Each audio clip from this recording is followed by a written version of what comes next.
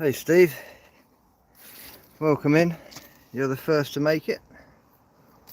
Hope you're good today on Friday. Hope you're not too hot.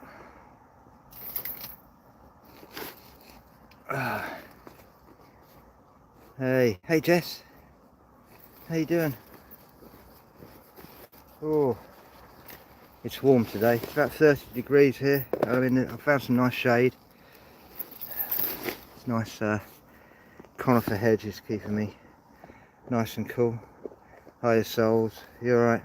I've come for just a little getaway from the crazy world that we're living in at the moment. So I thought I'd bring you with me. I come to my favourite spot. My favourite spot in all of Lewis. It's tucked out the way. As you come up these stairs here.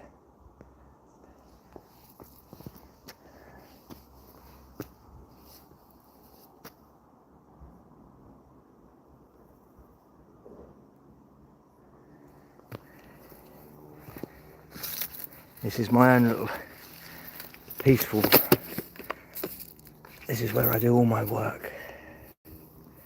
I have my own little plateau and it's cut away from everything else, and there is the town down there that overlooks everything. So here I overlook everything. I am the watcher, as it were. But this beautiful thing here, which is constructed within the Fibonacci sequence,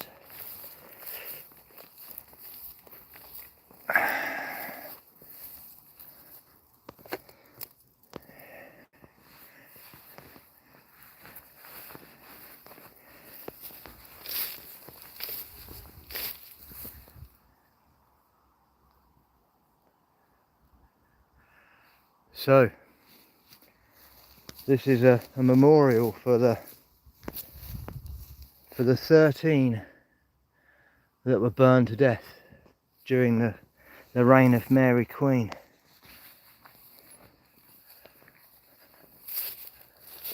Oh.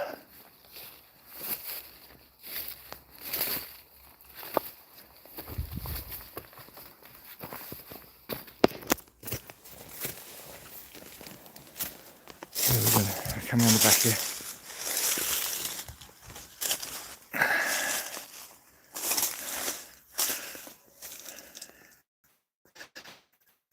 They are the unnamed. There are some that are named, though.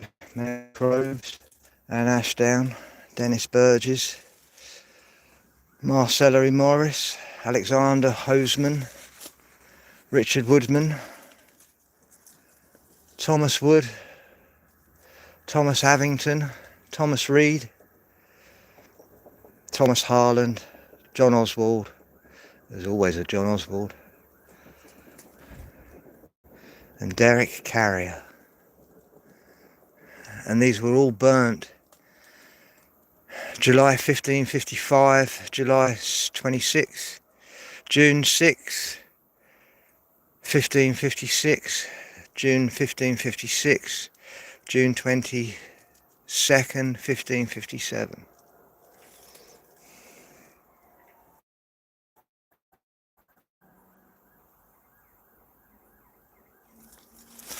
Yes, burnt for being Protestant. So, hey Mince, you alright?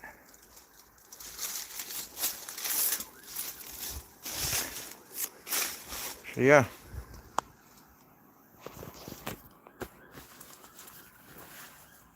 Sounds of the police. Hey Leslie, you alright? That was a good archaics last night. I've got to go back and finish it off because I had so many things on at the same time last night. It's quite crazy. So many things on. Oh. And I'm still to finish my white paper. So yeah, I've got plenty to get on with myself.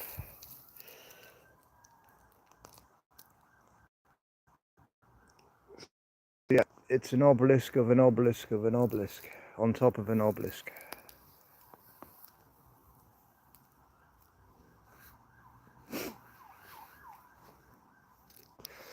If you look at the geometry,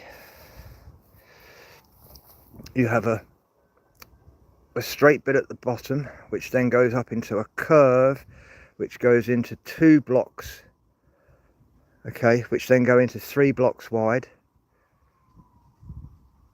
and then the remaining height is exactly 5 times the height of the original first plinth. So when you look at it in the Fibonacci sequence, we have a 1, we have a 1, we have a 2, we have the 1 and the 2 makes the 3, and the 2 and the 3 make the 5. You'll see it in pretty much all monuments from the 17th and 18th century. And then it was implemented the end of the 13th, at the end of the 19th.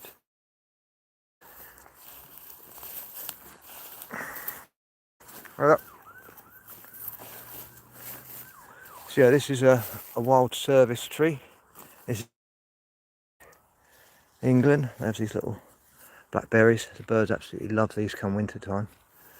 And they're turning already, which is quite interesting.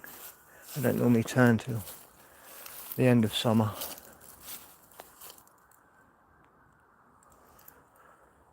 Oh.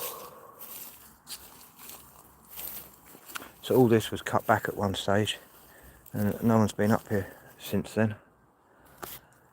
So it just, you know, nature takes back. It will always win.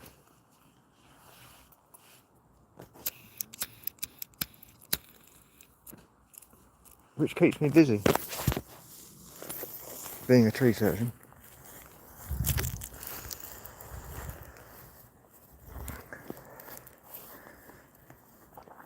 But you're only as reliable as the customers that can pay you. You know, we're going to get to a point where people really just don't have the money. So we'll end up doing bartering. I've already done lots of bartering already this year, which I don't mind doing, but it's got to be substantial, and it's got to be worth something to barter with. Otherwise, you're stuck with something that you've still got to then try and swap for something else that is worth something. You know, so there's a fine line of doing stuff for free. But then I do try and do a full day every fortnight for a few of my customers that I know that are struggling, so I just end up going around doing it and don't even tell them. And then when they find out one day and they go, "Oh look, you've done it." And I was like, "Yeah, don't worry about it. Those magical things just happen sometimes," I tell them. The pixies. But I get a little bit out of it, just energy wise. Right, so yeah, this sneaky little spot. There's a few people know it. It's ever so tidy. Rubbish, so you know that majority of the town doesn't know about it. And it's not a cut through to the downs, so unless you're walking right along the very tops of the downs there, you'll only see this across a field. So yeah, you could have a little party up here in the evening. You're eating them, right? Eating what? The berries? No. Leave them for the birds.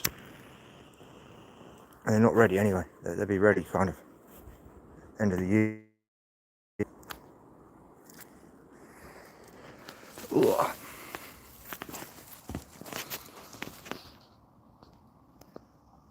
Hi Shepherd. You alright?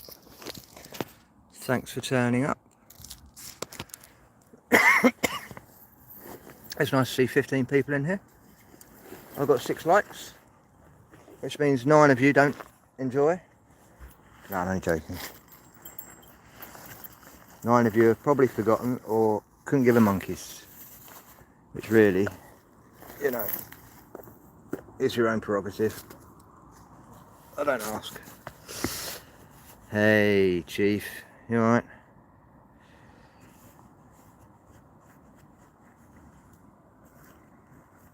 I hope you had a great day with your wife yesterday, Chief. I know it wasn't about that much. I had quite a lot of shit on.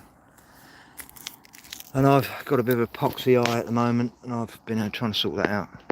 Hey, I love you, Phoenix. Let me see if I can put something up. So, bear with me. Oh no, I don't want that one. It's the blue green, and then I can put on something that I've just...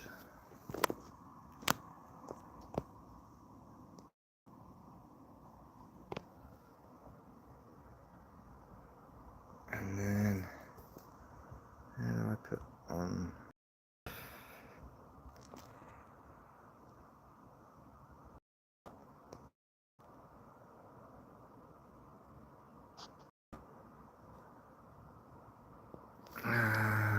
I have no idea what I've just done.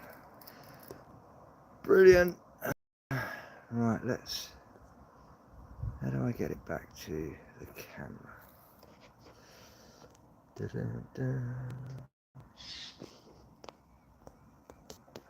Da-da-da.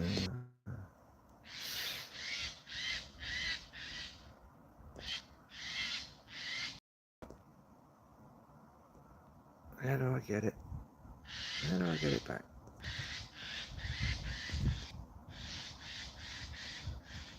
Ba-bum-bum. Da-da-da. There I am. Hey. Yeah, I've got. You know that I can't use the screen. I can't type at the same time. But there's an emoji. It's one of the cartoon characters with a big eye and a little eye next to each other. Well, yeah, that's me at the moment. I don't know if someone can find it. No, it's not a goat.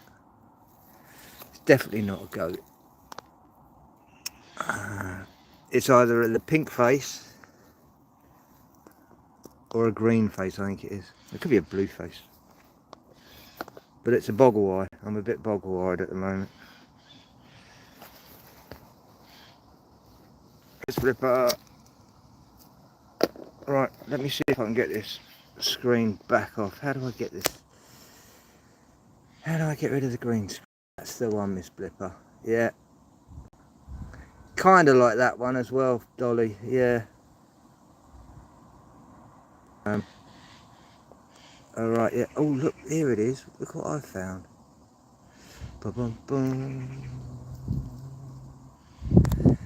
See if I can get this on the screen.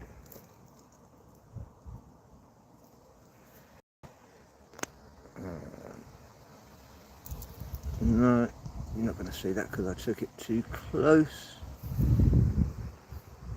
It will just say causeway. So how do I get that back up? Right, let's do this again.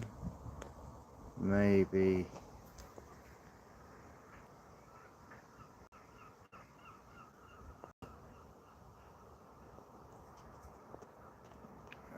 You just can't see it. You can't. It does say Phoenix on it though. Phoenix Centre and Phoenix Causeway. Yes, the Phoenix. Lewis is all about the Phoenix, you see. We have a foundry, yeah, called the Phoenix. And its location is in history, it goes back 300-400 years. And it's still today, and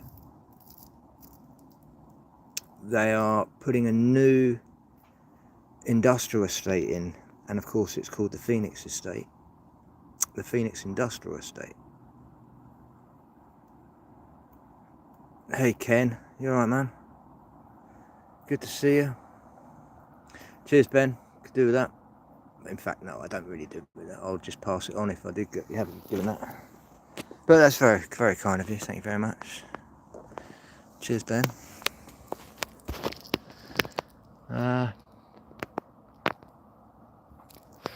See if I've got any worthwhile. Oh yes, this is something for Mr. Chief Peacock. So I have to realise I have to take a picture further away for these green screens because they just fill up the entire screen. So I don't know if you can see that.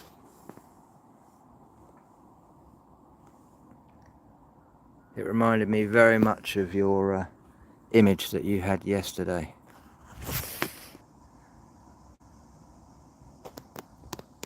The entwined snakes. Yeah, piece of metalwork there. It's going for £700.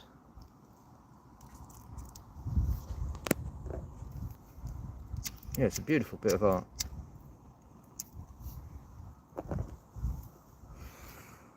I've also got,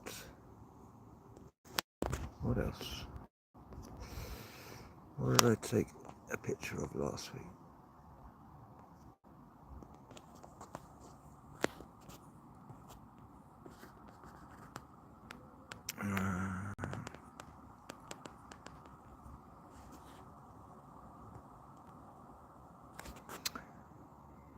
Boom, boom.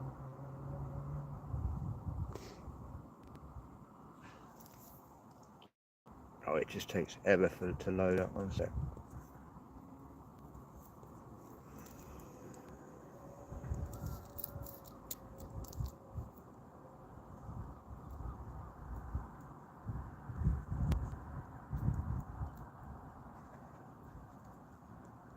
So, I don't know if you'd be able to see this headline.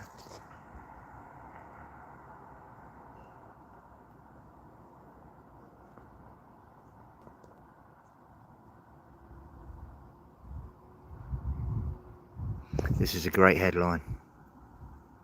You see, Anthropic, it had a new AI, okay, and it was designing this AI. It was in a sandbox, which means it was locked, okay, and they were using the AI, they were programming the AI to be able to be very fluid and be able to unlock anything that is encrypted within its own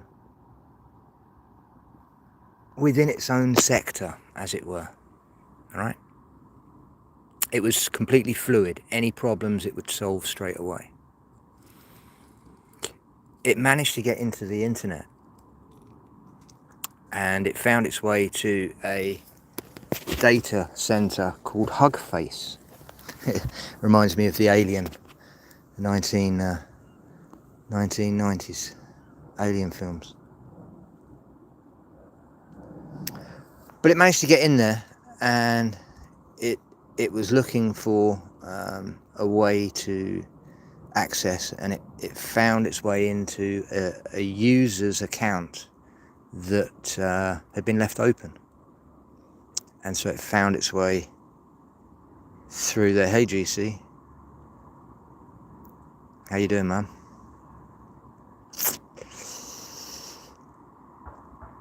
Good to see you. Good to see you. So yeah, this is kind of, you know, it's very apt at the moment, and so I cross-referenced this with what I've created, the SS138, and if they had installed my program within the parameters of Anthropic's own port, as it were, its gateway, which allows the information in and out, there would have been no way that that AI would have got out of its sandbox, for one. If it had got out of its sandbox and the SS-138 wasn't attached to Anthropics, but it was attached to the hug face, it wouldn't have allowed Anthropics in, even with an open doorway. That's the big difference. So I worked out exactly how much it cost Hugface to be closed down for the 18 hours that it was, and it was approximately $5.5 million. That's how much it cost for this little problem.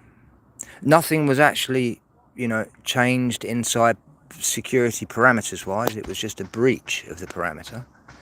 But just having a breach of the parameter cost them $5 million. It's interesting. It's interesting how many of these stories have not even been brought to the forefront just yet, because people are worried. People are worried about the access, gateways. But because I've combined signal processing with data, it's a completely new ball game on how the data is actually read. First of all, our normal systems allow all the information in, and then it uses its RAM and all of its programs that it's been given to deal with the problem once it's already in the computer. My system doesn't allow it into the computer in the first place. That's the huge difference. Hey Tiny, you alright? Ba-bum-bum. That's the one, yeah, exactly. It's a big centre to host different models, so you could see the potential of a hacker to get in there.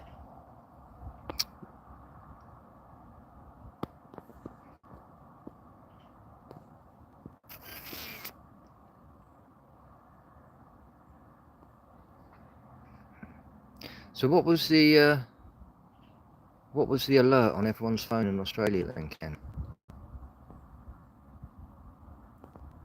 What was it actually activated for?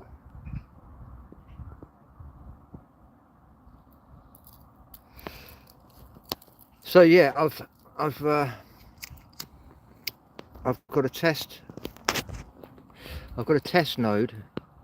I wrote a very simple. What I'm doing now is that we have two ways that we can look at this. We can either implement the C++ directly onto the L1 and L2s, right? Which is ideally my selling point to those that are making the chips. Okay, I don't want to have to be doing that to every single mobile phone that comes through my hands. It's a bit time consuming. So we do it on the chip level before it's even been implemented into the phone. Or you can run the Python script that I've created, which is a simulation of having the C++ burnt in to the chip. And that's the big fundamental breakthroughs that I've created, because it is using AI to use the AI to use the AI. Because I've created it using the AI, I can write a script for the AI to present itself to the logic. The AI will work out exactly what parameters it requires for the system that you're using. If it's an iPhone, it'll download the parameters it requires for the iPhone, because it's a slightly little different Python script than the Android. But yeah, it's going to be an interesting 6 months, I think, 5 months. Should be very interesting. Hey Groovy, you alright, man?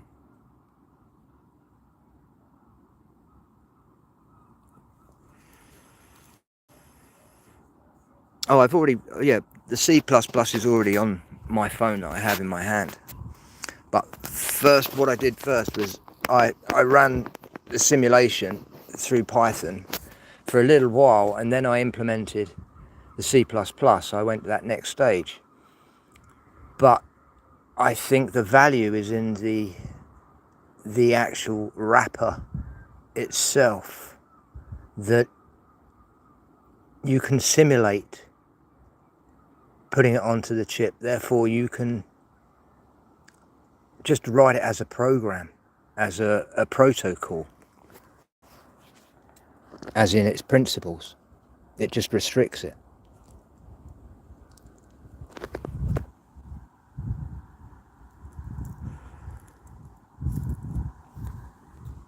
Cheers, Chief.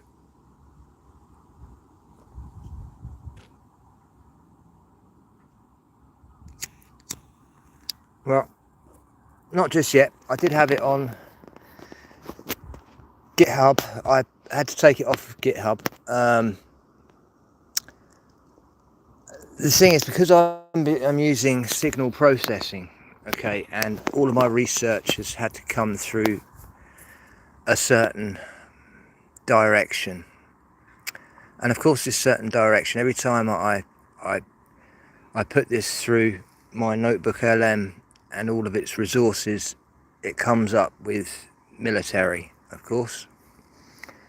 Because everything that we have been restricted with has been restricted by military. And what I've done is that I've dug very deep into what the military have been using the last 80 years. And I've combined that now with what problems we've had in the last 40 years with computing and data.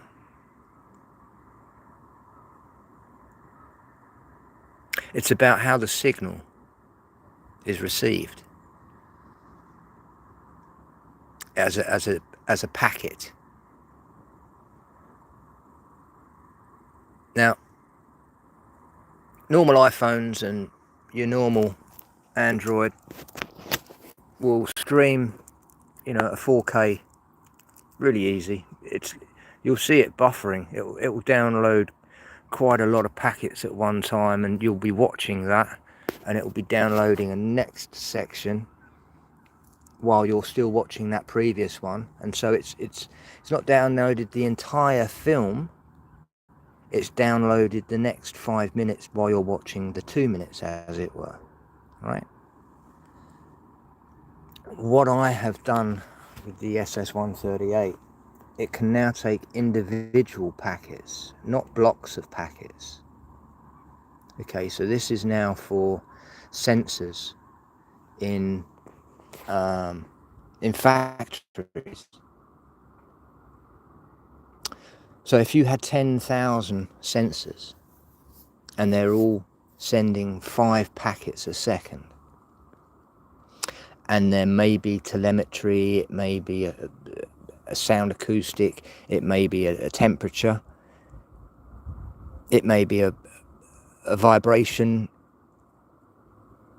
but it's sending these packets constantly. But they're single packets, and they may be only 28K, they're ever so small. They're literally just a couple of lines of script. They have to be organized. If there's a disruption with the signal, and it becomes a good signal, it's not a full signal, normally it asks for a recall of that signal. So literally for not even a millisecond, it's even smaller than a millisecond. But if you imagine there's 10,000 of these signals every second, 2 or 3 of them don't make it, so they ask for a return signal, that's lag, that's time. And over a whole period of a day, it may be a second. That whole second, you know, it throws the whole thing out. And even though that it may not be a full second, the system doesn't know that. And this is where you have total shutdowns until they actually, you know, put the atomic clock back on and everything's running back up again.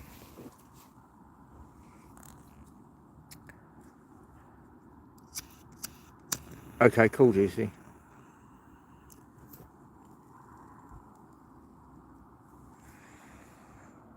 So,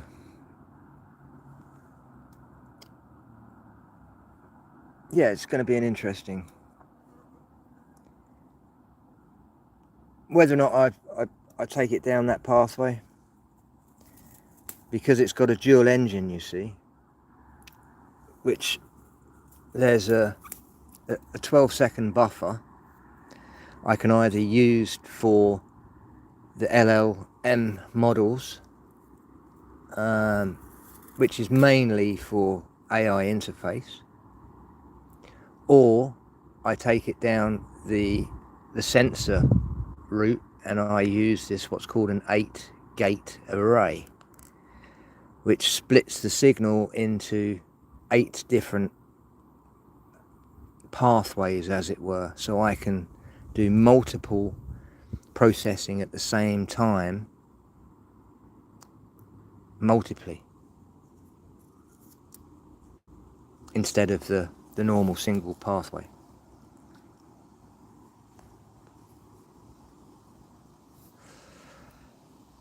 But it always comes, if I was to patent this, it would get black boxed instantly. I wouldn't make it out. I may end up with a little bit of compensation money in my pocket from the government, but that's not what I'm after. That's not going to make any change. Okay, that will change my bank balance, but that's not what I'm after. I didn't do that for the money. I did it to make a change in what I could see, you know, being a truth seeker. You know, we need a system to be able to acknowledge what is real, what is fake. The amount of adverts that are on, you know, every single advert is an AI advert on YouTube. Whether or not it's a little handheld shaver that shaves your beard as close as your wife's, you know, and it shaves your face off in a second without any hairs. Where did the hair go? It's because it's fucking AI. You know, just like the giant flowers that you can buy now, you know, or the giant fruit that you can buy, you know, or the jet washer that you attach to a normal hose, which it becomes an industrial jet washer, and it's just a tap. You know, it's just a load of bollocks. And they're putting, you know, bank details and credit details at the bottom. And okay, you know, 99 of you that are truth seekers are going to see through this and go, yeah, of course it's AI. But you're going to get so many of the elderly and the people that don't understand what actually they're looking at. And YouTube is complicit because they allow it to happen. And they say, oh, there's so many adverts and we don't know how to. Of course they fucking know. That's their fucking job. They certainly suppress those that are on the channels that are telling the truth. They jump on them straight away. But when it comes to getting paid, of course they'll take anything. And then they'll make an excuse. Oh, it's AI.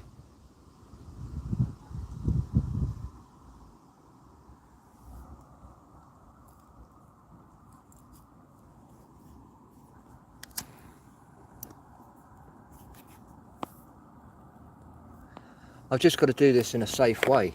You know, this is the whole crunch of it. You know, I encrypted my logic and I gave it to a chap in South Africa who's another errant, and he's doing some good things, especially with what's called the base 9. You know, we all know about the 369 from Tesla, but the base 9 and its mathematical problem, its practical implications within the 9 times table, and how everything breaks down.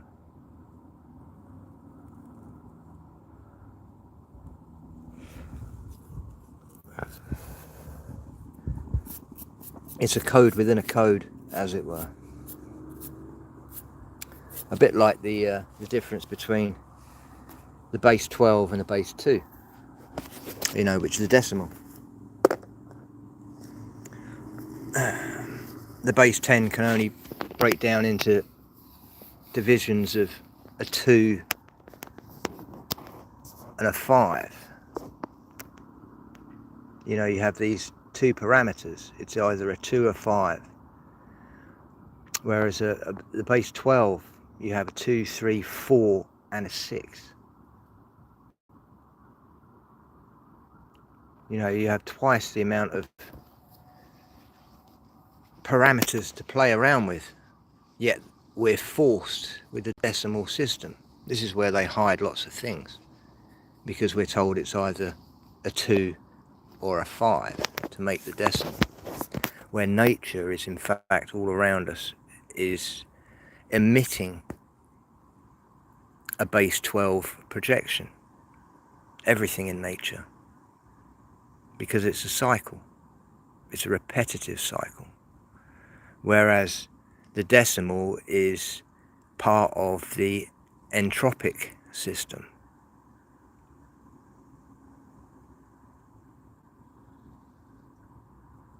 You're rolling up, are you? I better roll one up too.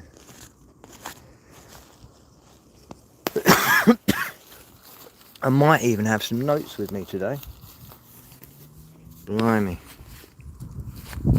I've got some very old notes here. They're probably about 15 years old when I first started in here. I recognise my writing back then. Cursive, of course.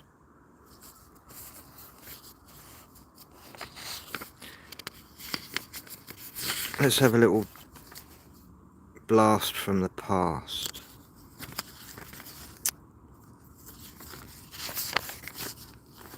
So,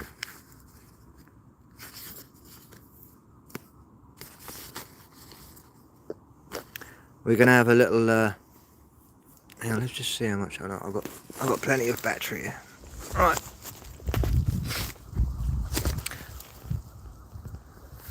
Which begs the question, how do maths and movement mesh? Well, mathematics is a language, okay? It describes what is around you and how it kinetically can attach itself to the physical realm. Everything has a limit within the physical matter. Then that brings us to light, which isn't a physical matter. And so that becomes variable. Now we're told that the speed of light is a fixed number. Well, I would say that would be possible. It's a fixed number for a reason, because they're using the base 10. It gets to a limit. Now, with negentropy, there is no limit. It's eternal, it's everlasting, it's unconditional.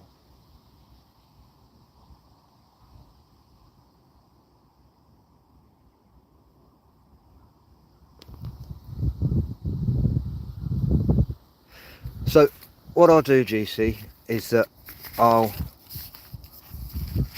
speak to you on Proton, and I'll send you the Python script, and you can just put it in as a simulation, and then you can just muck around with it. All right. Hey Raven. So we're gonna have a little. Let's have a look.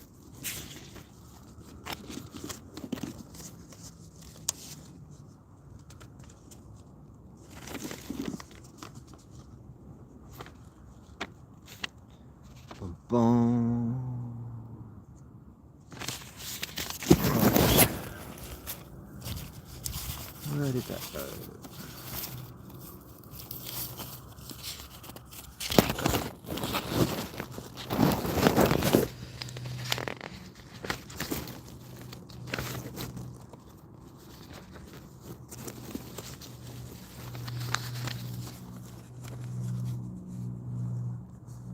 So I've got, I'm going to say nine statements here, nine questions. Okay. And I'd like you in the chat to type either reply. It's a one or the other for you to pick, because it's a dual, you know, we live in a dualistic realm. So for you to be the witness, you have to understand we have to choose, and it's with our intent that we choose these things that we choose. And when we choose the wrong things, we normally lash out at someone else, right? Because we haven't forgiven ourselves for choosing the wrong path. We blame others, right? That's the ego. Kicks in straight away, takes over. Hey, boots on the ground, Mr. Wildman. Hey, Gaz. If anyone is looking at historical underground, Gaz is your man. The Wild Army, everywhere in the UK. He'll bust open your cognitive dissidence. So anyway, let's get back. So these 9, I'd like you to just quickly think about. I'd like it to be a gut instinct. So go with your first thought. Now you've probably heard some of these before anyway, and you've already thought, oh, you know, I'm definitely going to go with one or the other. So you've either got wealth or you've got happiness. Out of the two, which would you pick? Now it depends. You could be not very wealthy and you could be happy already, so therefore you'd automatically pick wealth, because that's something that you've never had and it would be interesting to experience. But yet again, if you are wealthy and secretly you are not happy, you're going to pick happiness, right? So it's a double-edged sword.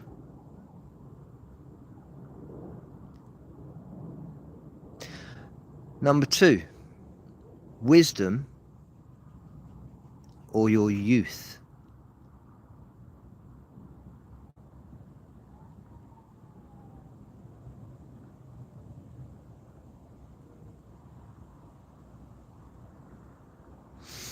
No, there's not many. When they do smile, it's a smile at the side of their mouth. They're hiding it back. Indeed. Because you're only as young as you feel.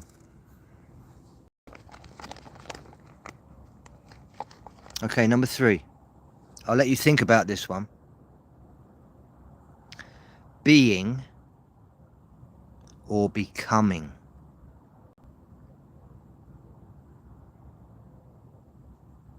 I'll give you a second.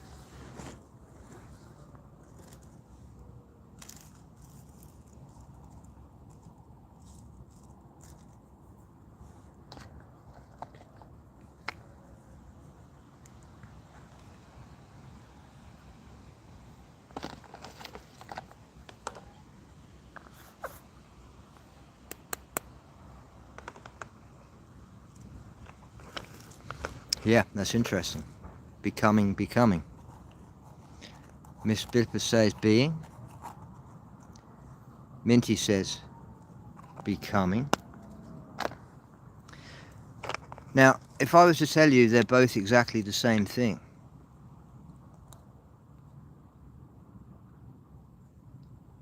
if you think about it very carefully, if you're always in this moment, okay, you are preparing for what's to come, right? If you're not in this moment in time, then you have no expectations. Yeah? This is how I'm trying to resolve and seeing through the dualistic layers that we've been given, right? It's the same truth, but it's just a different terminology. Exactly. Everything is simultaneously. Okay, so let's just step back a bit. And if I was to say evolution or creation?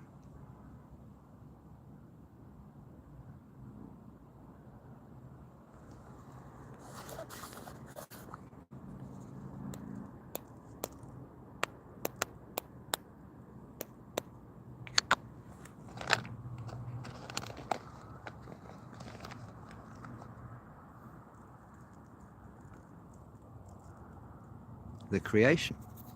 Miss Blipper goes with creation. Chief goes with creation.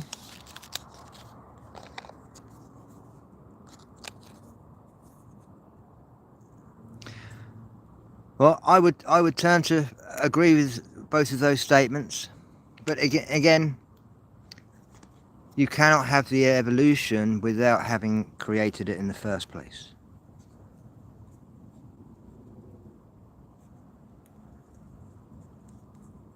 But creation would be my choice of these two, yet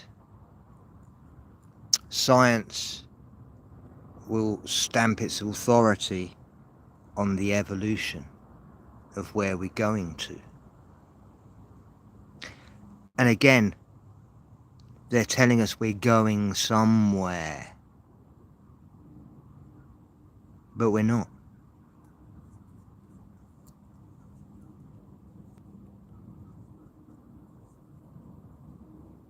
Okay, number 5. A compatible answer or the truth?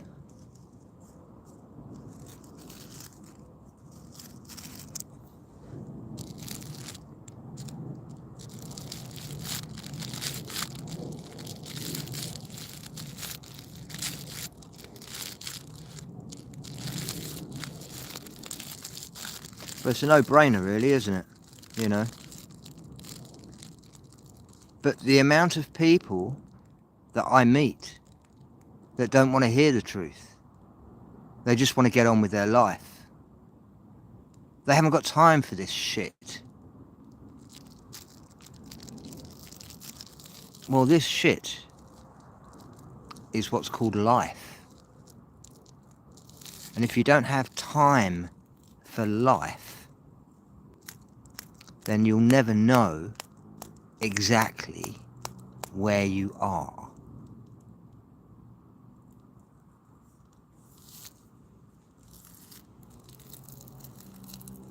It's a no-brainer, Miss Blipper, isn't it?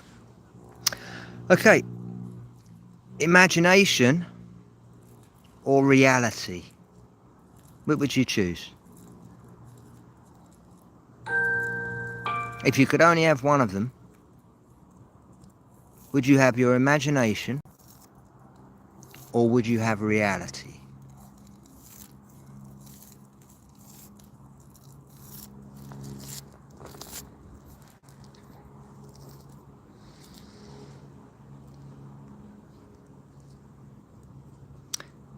I was going to say, think carefully with this one.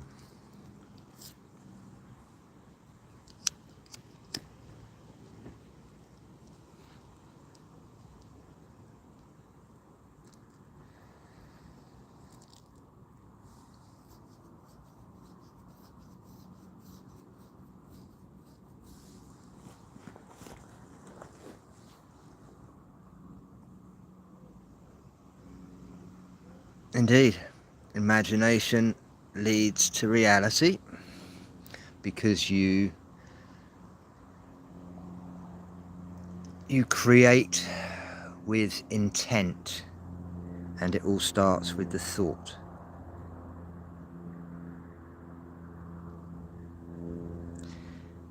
It is the moment that we decide that we will not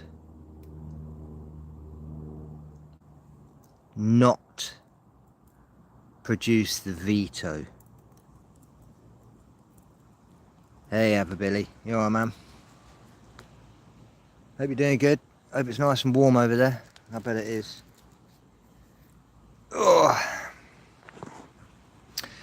So, this brings us to number 7. Government-led or anarchy?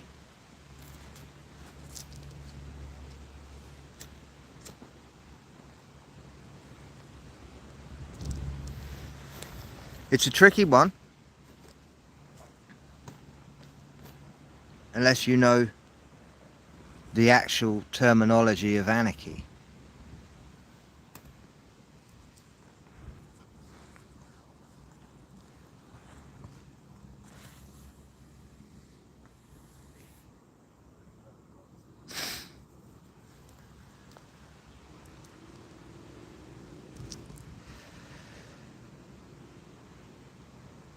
Well, you see, government-led creates anarchy.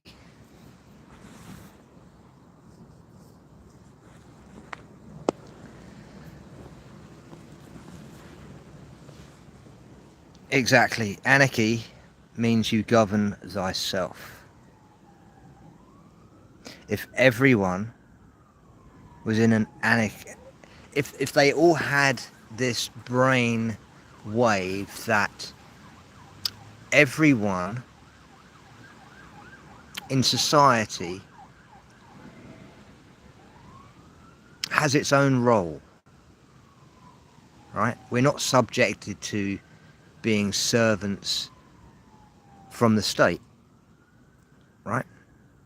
We own this country, every part of it. But it's not just the country. We own every piece of water, which means every other person owns the piece of water,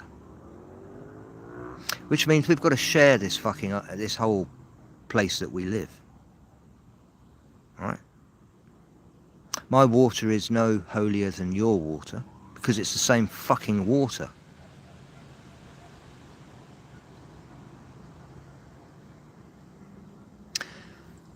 It's just what creates the anarchy is what's the problem in the first place, right?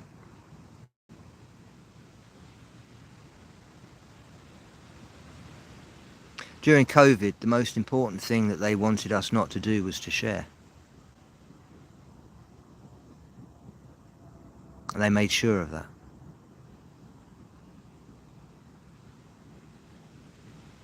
They want to control how we get our own energy from ourselves, right? You can't even grow a fruit tree in the road, on your pavement, for someone else to pick an apple when they're walking past. The council will come down and cut the tree down because you haven't got permission.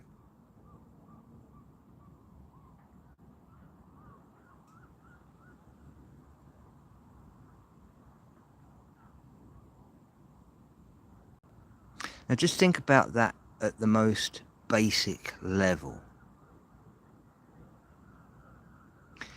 You have spent your energy, your time, your money, your attention in putting everything that you have into giving it away to someone else. And yet those in the place of authority that are supposed to be looking after all of us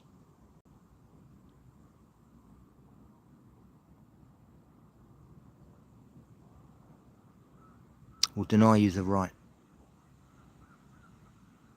Lip reading day.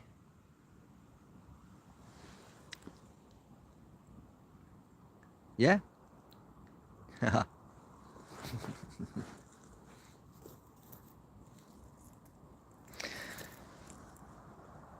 So, freedom of speech or censorship?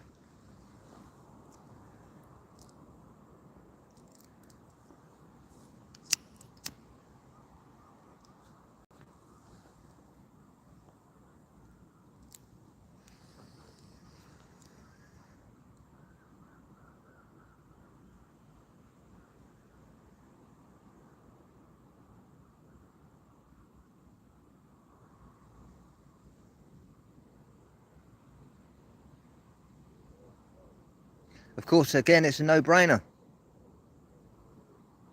But we have so many censorship policies that have been put in place. And this cuts down the accountability, the transparency.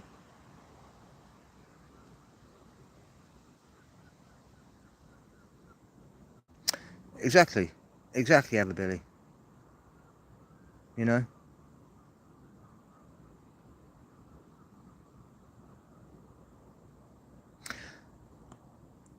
Well, censorship is,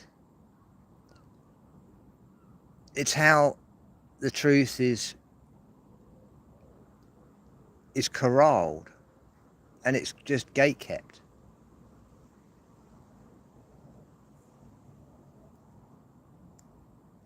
But originally, I mean, that's why the Latin was introduced, because it is a form of linguistic gatekeeping.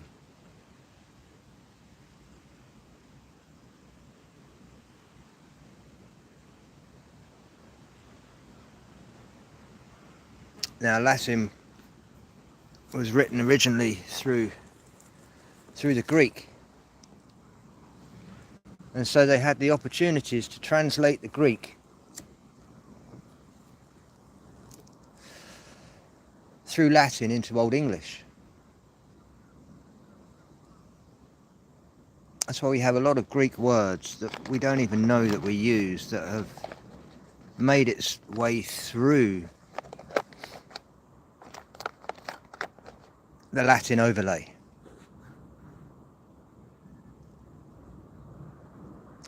Now, you hear of ancient Greek, but you never hear of ancient Latin, do you? Right? The Greek scholars,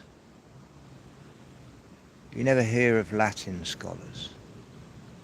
That's because they're priests. And so the priests that became the authoritative were the Jesuits.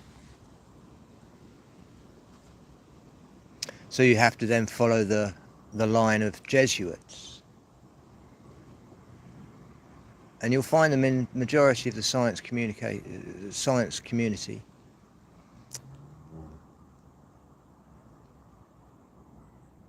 because they are the ones that hold the truth in the Greek translation.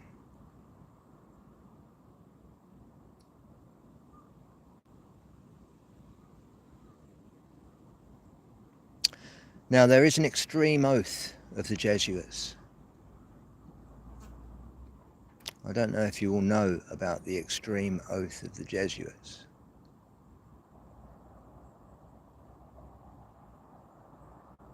But there's a lot of things online that are saying that the oath of the Jesuits is completely fictional, and it's been made up by an Australian decades ago. But you need to look a bit further into that, because that's just a cover story.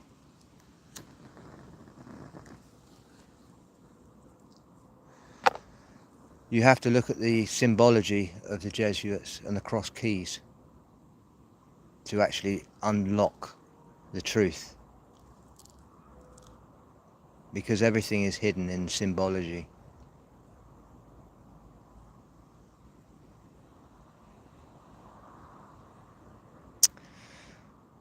Well, any literature before 1929, I would say, 1930s, any literature. If you were to find the Britannica from 1911 and compare it to the Britannica of 1947, you will see exactly what they took out. Yeah, it translates Latin. Ancient Greek, Sumerian, Egyptian hieroglyphics, in fact, it reads now, because it goes through the Welsh, ancient Welsh.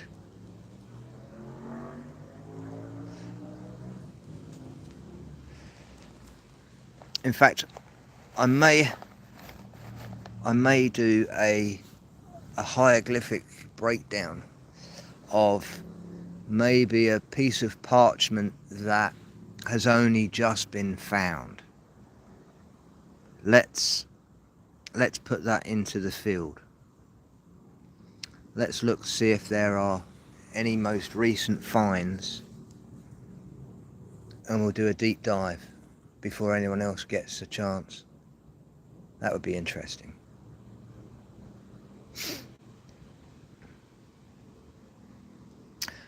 Okay, we go back to my list. We're on the 9th one.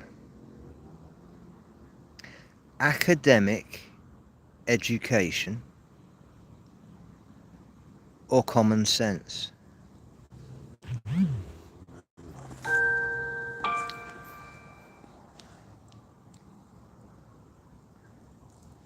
Hey Morgan, you alright, man? He loves his 33%.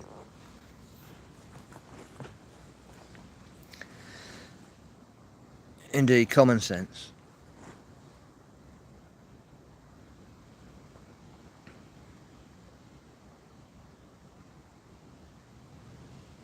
But common sense can also lead you down a very narrow road. The way that we have been taught how common sense, we are then told it becomes logical, right?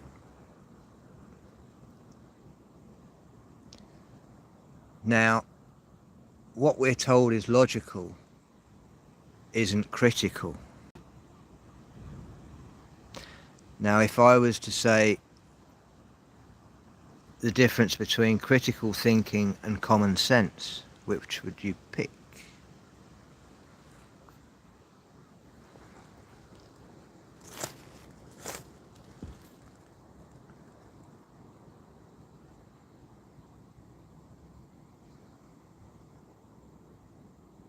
Exactly, Minty.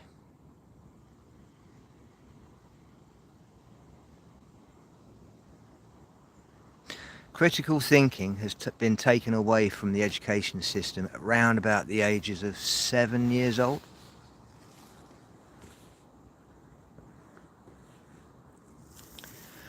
I think it's a 6+ actually. There is an exam at 6+. So from the ages of 3, when we first transition into school, we are given a sandbox, we are given a bucket full of water, we are given lots of objects to touch and throw around, feel the density.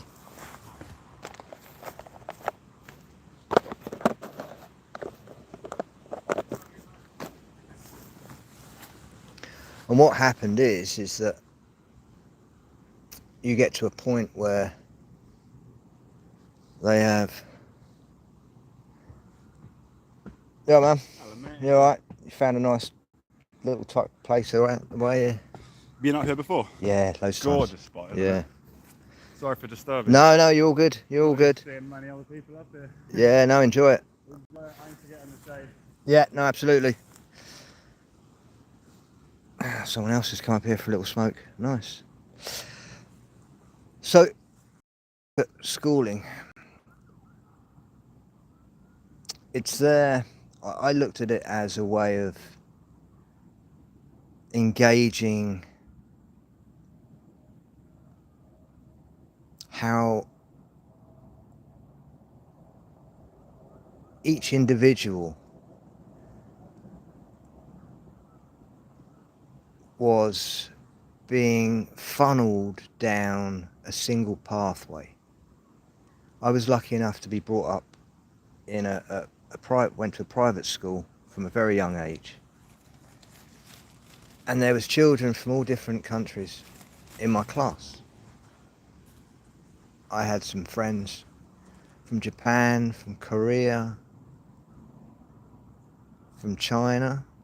This was back in 1980s. And they all had different faiths, Jewish, Muslim. But that didn't even come to the forefront because it was a Christian school. And I was brought up a Christian. Hey Nancy, all right. I was brought up a Christian, and I must have been 7 years old when I actually remember standing up in class in scripture, which is what they call RE now, religious education. And I said to Mr. Harvey, who's ex-military, ex-Navy, I said, why aren't we reading the Old Testament? Why have we gone straight into the New Testament? And he couldn't answer. This is me on the screen. Yeah, this is actually me, Nancy, with a gammy eye.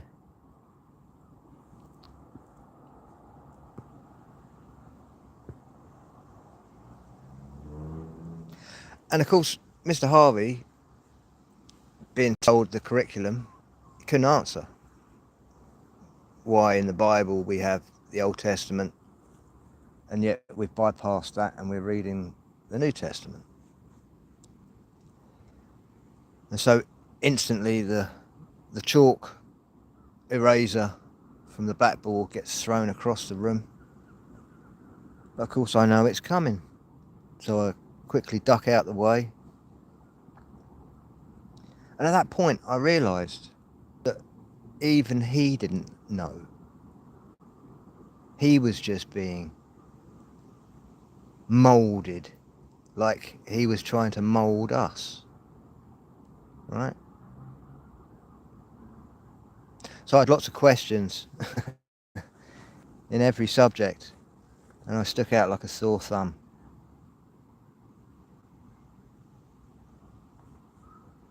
But I spoke Latin and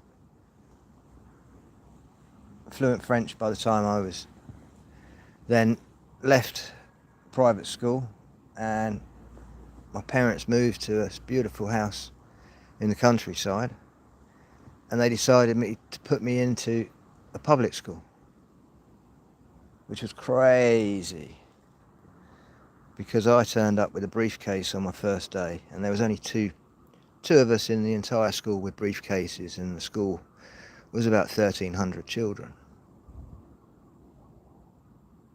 So instantly I stood out straight away.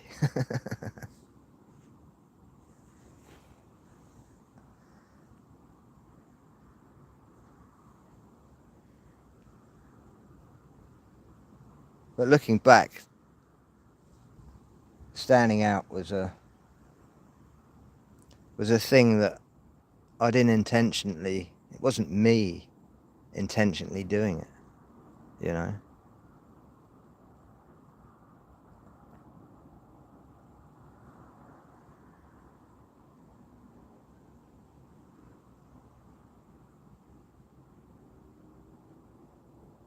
By the third week though, I did take a rucksack inside my briefcase. And then when I got to the school, I swapped my briefcase, chucked the briefcase into the hedge, all the bags, all my books into me rucksack, and I blended in. But then of course at the end of school, to blend back into who I was,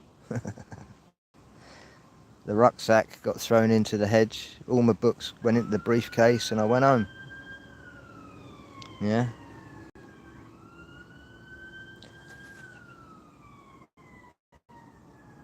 And then when I was in French, you know, I was speaking fluent French. Previously I had a French teacher that refused to speak English. Now we have an English teacher that hardly knows any French and is pressing a tape recorder. Yeah.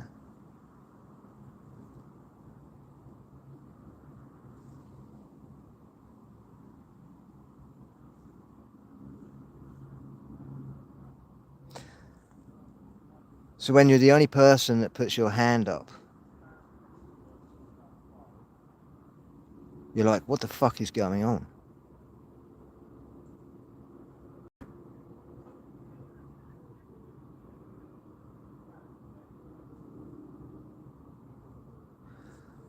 I could see how public school was completely dumbing down, right?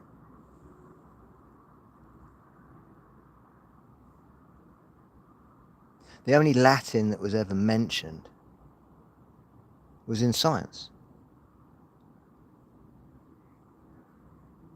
which made me then look back at my Latin and made me realise at a very young age that there is this overlapping patch, right? It's an update. It's all it is, a historical update. And this is what I found within the archaics community, is that the patterns repeat themselves so much. I have closed so many loops in history, personally, especially when we go back to the logic that I was talking about. The logical progression that we have been taught is a 400-year process. Pretty much to the year, to this year, right? It was the industrialized revolution, steam engines, factories. They needed the workers. So it was a Sir Francis Bacon who, of course, you know, in some circles, wrote all of the Shakespeare works, possibly with someone else, but he would have been the instigator. Again, with another programming that every English school at least does some work on Shakespeare. So there must be some deep subliminal programming within Shakespeare's work for it to be mass pushed through the education system, right?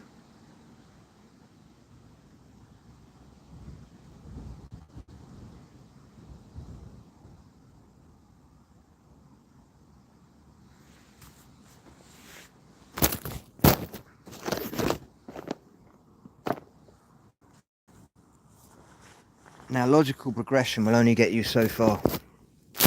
This is what I'm saying. The logical part of it is almost like binary. And we've got to this point now.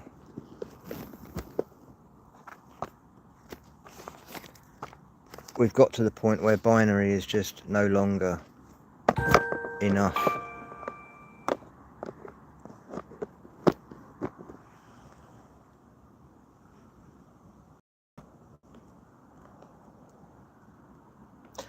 I mean, just think about it. Binary is just a yes or a no, right? Which means that there is no middle ground. That is what we have been living in the last 40 years.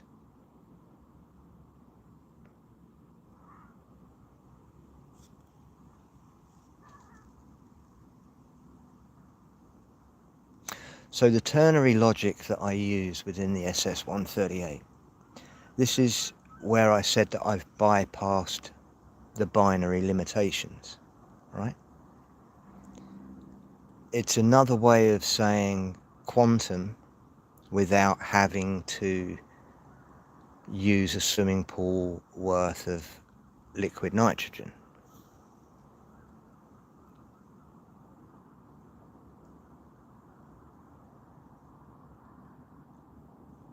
To be able to have a quantum, you must require a state of superposition. Now, superposition is like spinning a coin, right? It's either a head or a tail, but it will only be a head or a tail once that coin stops spinning. Now, superposition allows that coin to continually spin without falling over.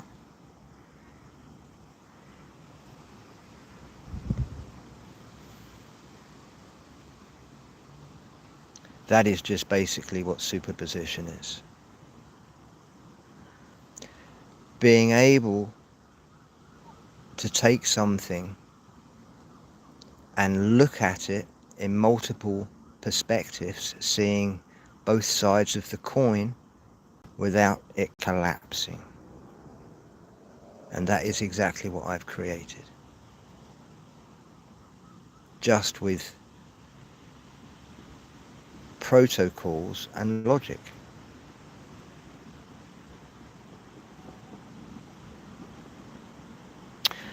Quick question. No need for the sir, right? We won't be having any of that. The only sirs that I know should be thrown into a volcano. So we'll drop that. What is the difference between shifting from binary to binary and shifting to ternary and ternary to quaternary? Right. There is no need to go all the way through, right? Ternary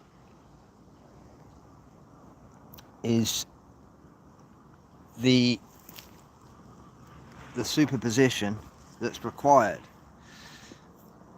So we're given the on and or off switch of the binary. So let's just say in signal processing, we have the three signals that will be coming in.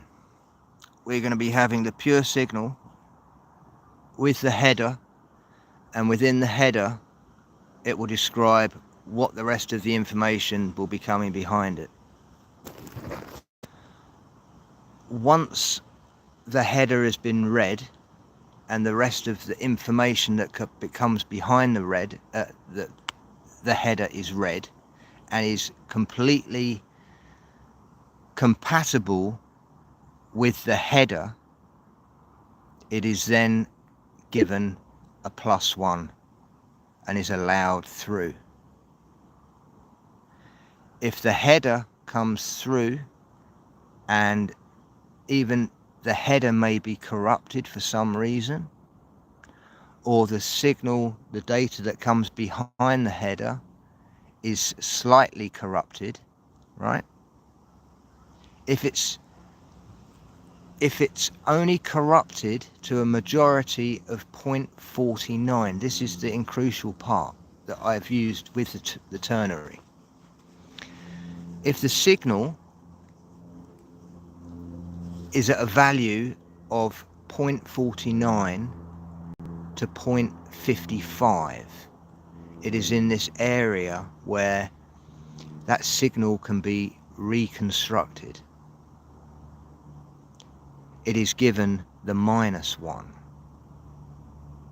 It is allowed to pass through, and then it is reconstructed in the next phase.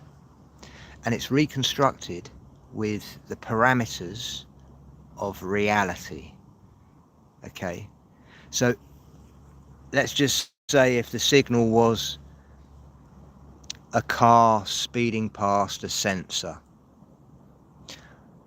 we know for a fact that if the car has gone through the first sensor at 30 miles an hour and the car has gone through the sensor at the end at 30 miles an hour, and there are two sensors in between, and one of the sensors, say 31 miles an hour,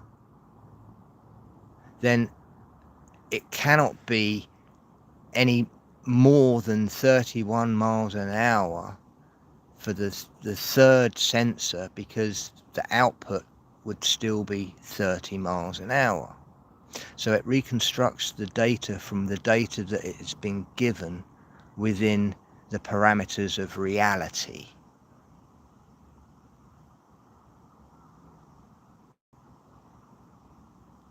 Now, I may have lost quite a few of you then. But it's basically what I created was what's called a 49% majority, which is an oxymoron. But I'm allowing that chance of data which is corrupted, which can be reconstructed through.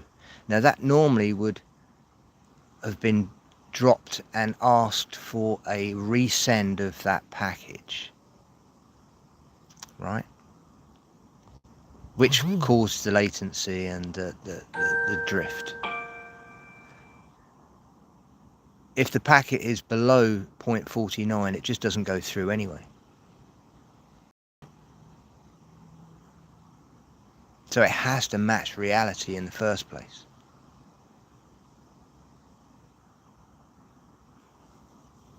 Hasn't CERN altered our reality? We start off with the negative. Hasn't CERN? Well, I was saying this the other day. When CERN was turned on, 2012, we were instantly brought in with the Mandela effect. It was observed by a Fiona Broom, who was the original witness, I should say.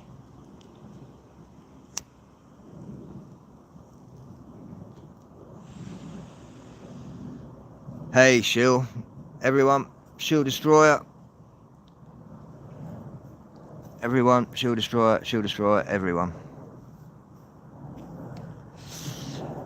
Shield Destroyer is one of the old school who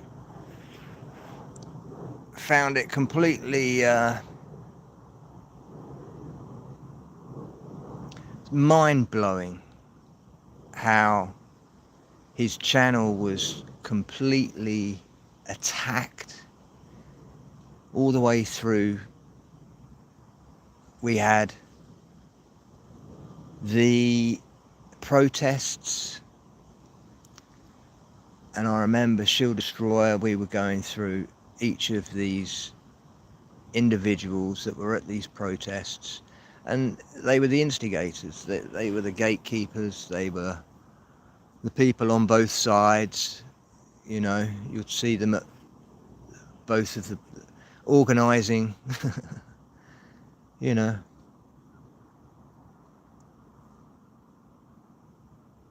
And there's just not enough people like Shield Destroyer, man. Puts their neck on the line.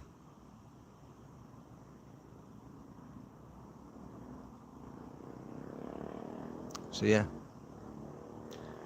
Oh, big Shill up. I miss you actually, Shill. There's quite a few old schoolers that I really miss. And I'm so glad that you popped back up.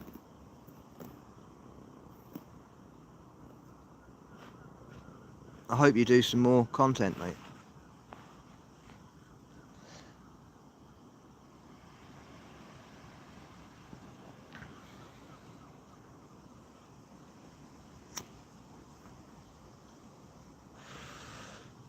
Well, you know, transparency and accountability, that's what it's all about. It's, you know, when you're looking for the truth, your discernment is your number one sword.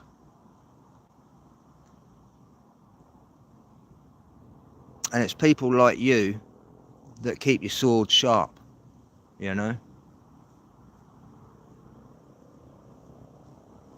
You sharpen iron with iron.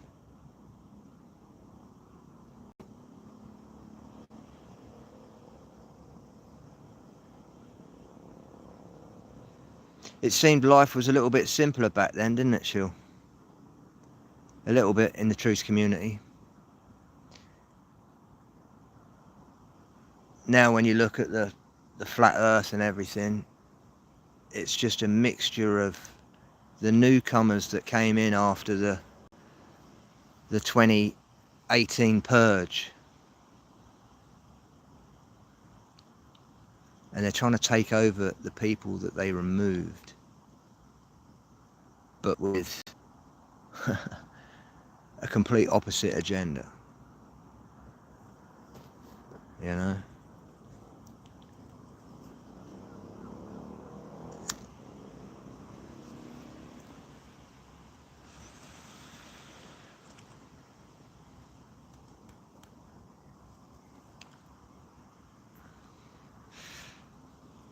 There's a few names that I only have to mention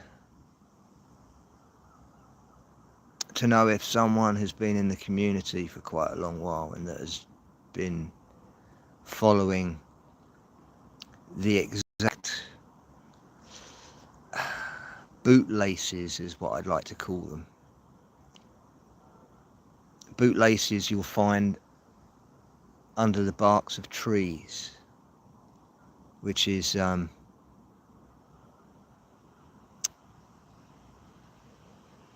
Aramillus. It's honey fungus.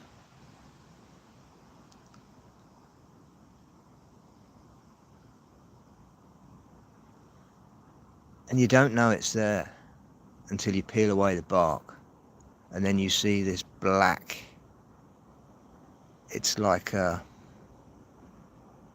sential vein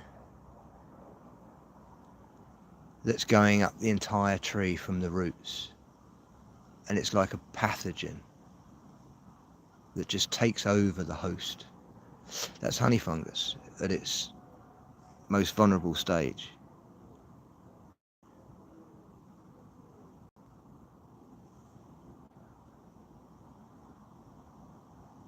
But it all links together. They all link together. Everything linked together.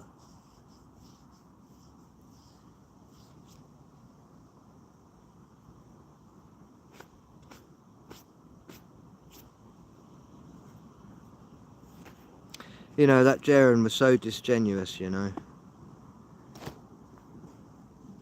So disingenuous. For someone who was, you know. But I spotted him 4 or 5 years previous.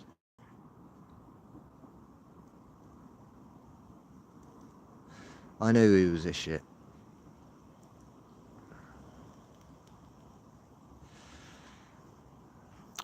And that was probably about 4 or 5 years ago, there was no need to even think about any debating anymore. There's enough people in the flat earth movement that are still wanting to debate. And I just cannot for the life of me understand. The thing is that they've put so much heart into the flat earth, right, that they cannot step away from it. They cannot. It's impossible.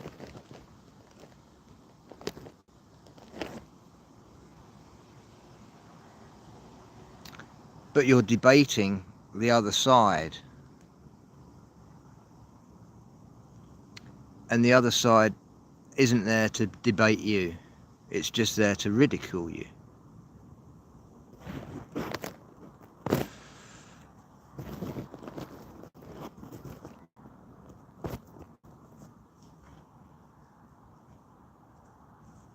It's Nathan Oakley, he does his bit, but it's all long-winded at the end of the day. You're preaching to fucking clowns, right?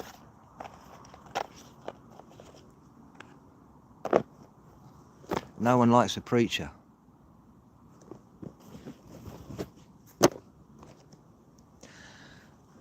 When you realise that empirically, every measurement for every industrial, commercial platform structure is measured Euclidean.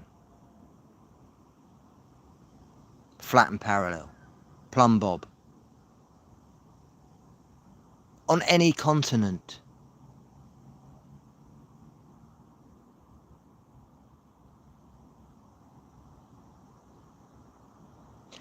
And then above the horizon, we observe, we witness.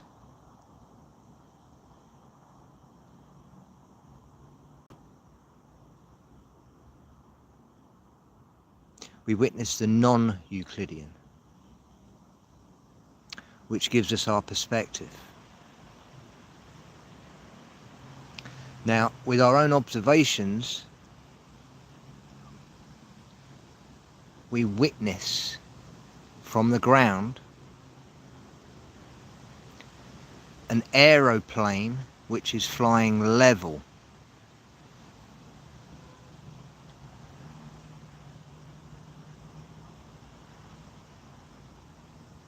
Level is 0 degrees.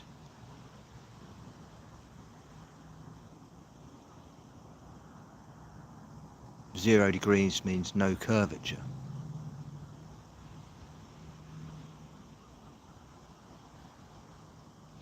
And when we see a plane go directly over the top of us, which is flying at 0 degrees, our perspective looks like it's a rocket going upwards. Until it physically goes over the top of you.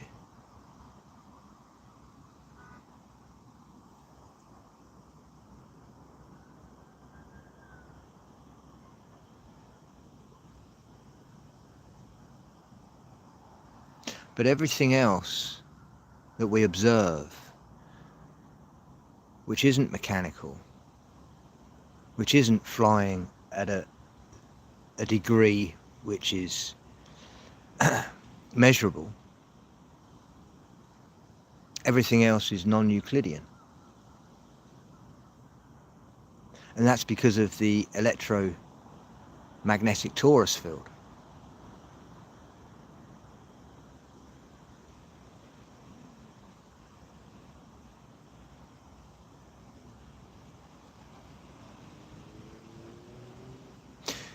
You see there, GCA, it's a curvature has to be measurable.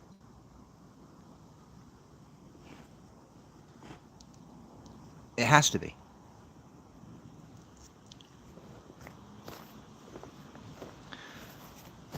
So when a submarine is swimming at 0 degrees, 10 meters from the surface,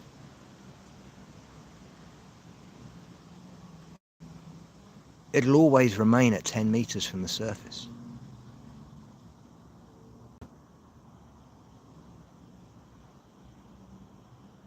It'll never break the nose.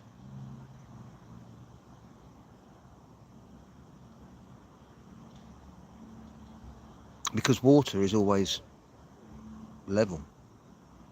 It seeks its level. Only when it's at the micro level do the properties of water slightly change.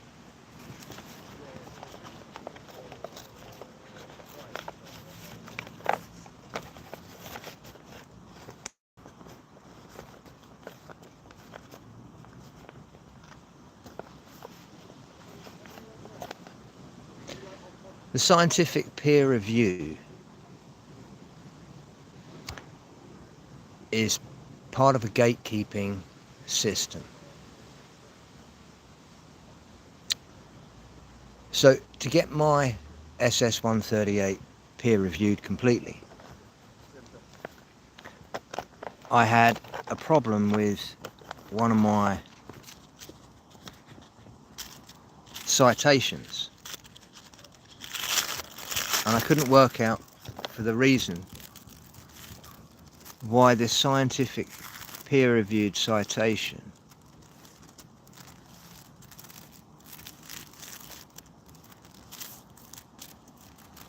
just this one scientific citation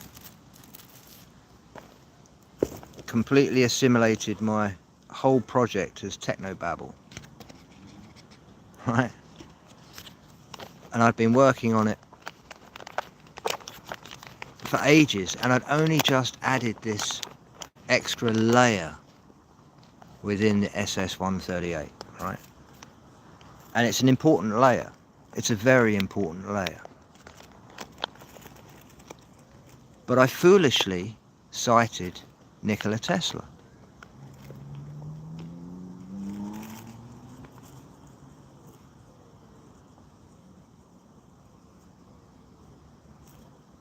And for 3 weeks,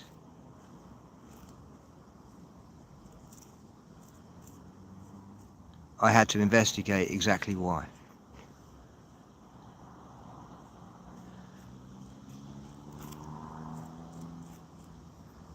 So, we all know that Marconi invented the radio frequency.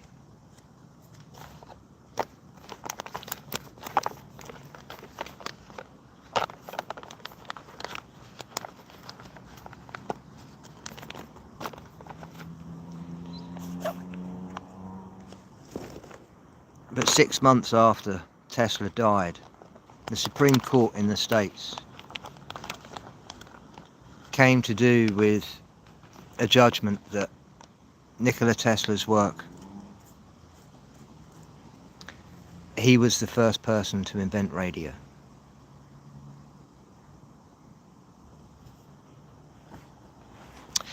He discovered it and he invented it. There's two big differences there.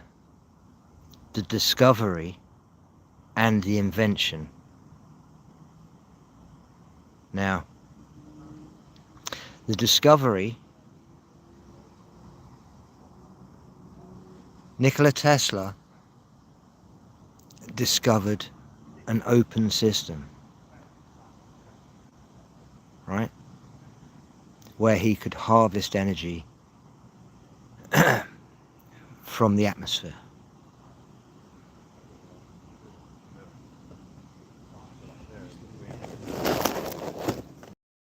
You all right, lads? Oh, mate. Yeah, mate. What the fuck? Yeah, right. So, within the UK patent of G. Marconi's patent 7777, the famous 4.7s.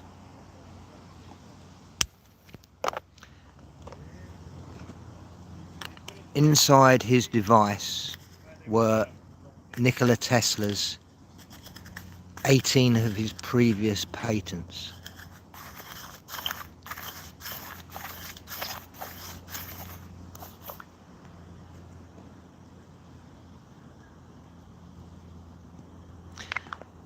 Now at the time, Tesla was being funded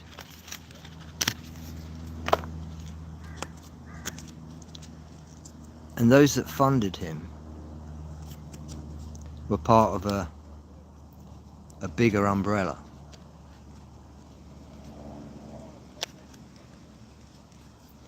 It's happening, Aaron. You alright, man?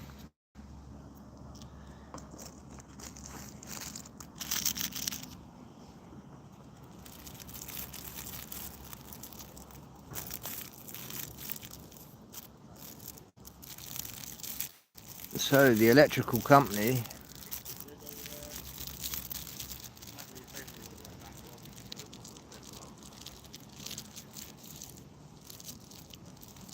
made sure Tesla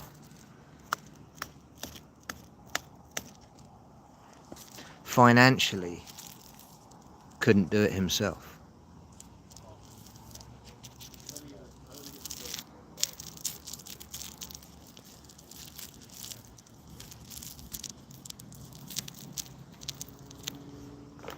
Now, because Tesla didn't want anything to do with the military,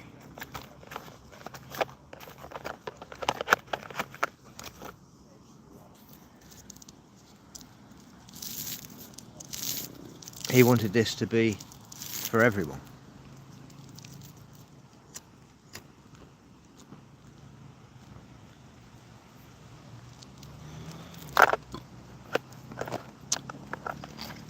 That's why he then started creating other devices.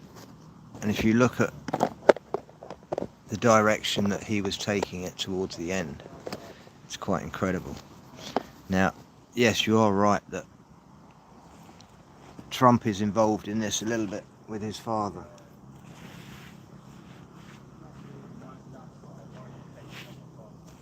And I don't think the time travelling or anything that is anything to worry about. That's just a lovely little story for us to keep us talking about the time travel is more the fact that we can stop ourselves from following a program that they want us to follow. Therefore, we are in a completely different time and dimension to them because we are not following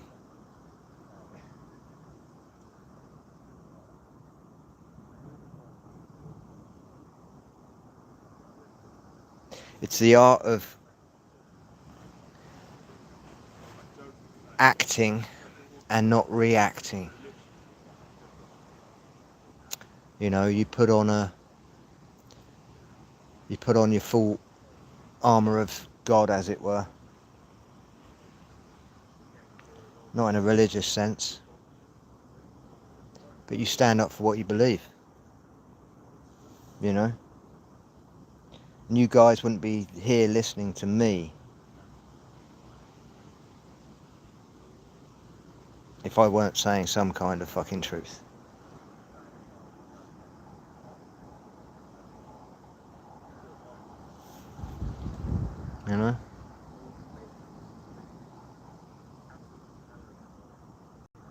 Hey Manny, you alright, mate? I tried jumping on your channel earlier as I was walking up here, but I had no signal at all whatsoever. And then I just went live when I got to the top here. But yeah, nice to see you, man.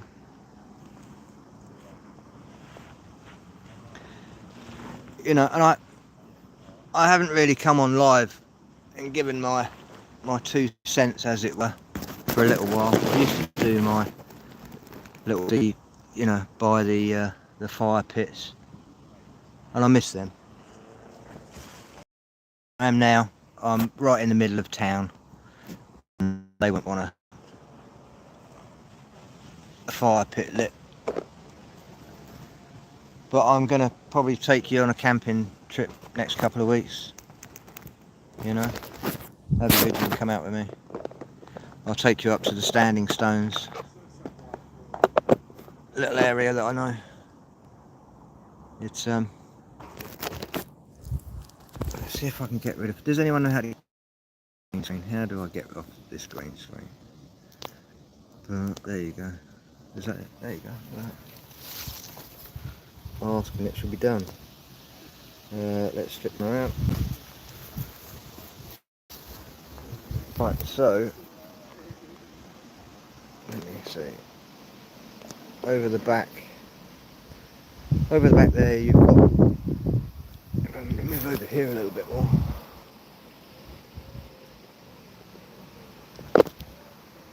Over that way there is the South Downs, and just over that hill there is a little tucked little valley, and in the middle of this valley there is this mound, and on top of this mound there is a single standing stone, and it's surrounded by the entire downs. It's quite incredible.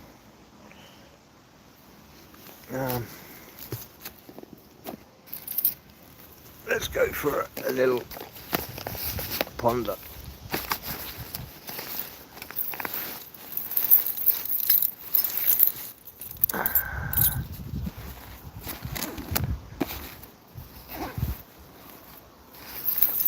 Right.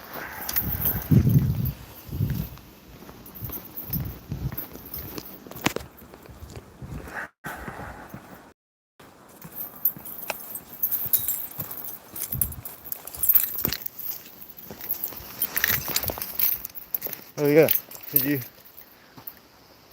For the people that didn't see the my little private obelisk, that's where I am, just up there. And yeah, it's a little quiet smoking spot I go up to occasionally when I'm in town and I need to just get away from everyone. But yeah, some nice little roses. I do quite a few of these gardens up this hill.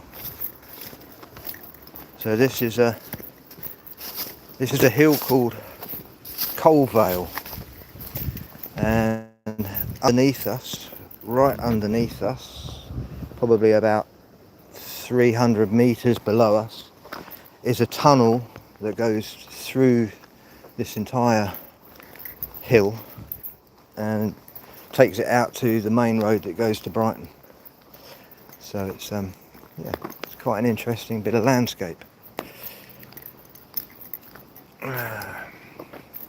All these hedges need doing, and they're not my job.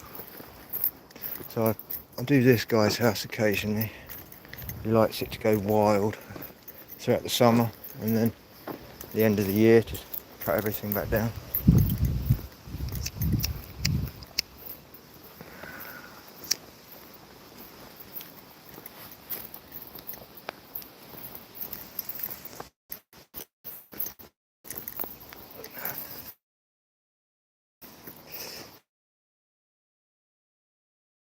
Sussex is East Sussex and West Sussex are renowned for burrows, what they're called, mounds.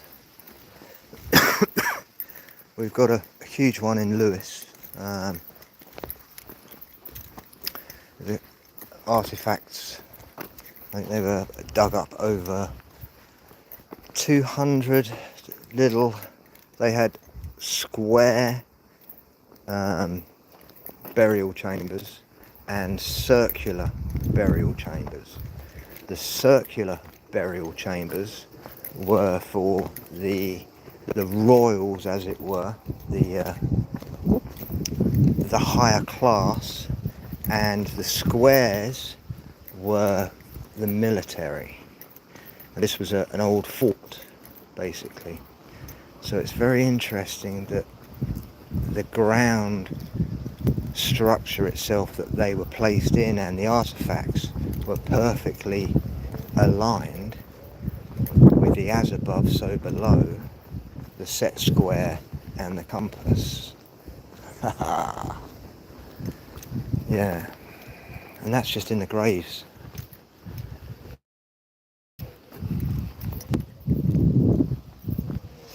Oh, I say they're not burials. No, they're they're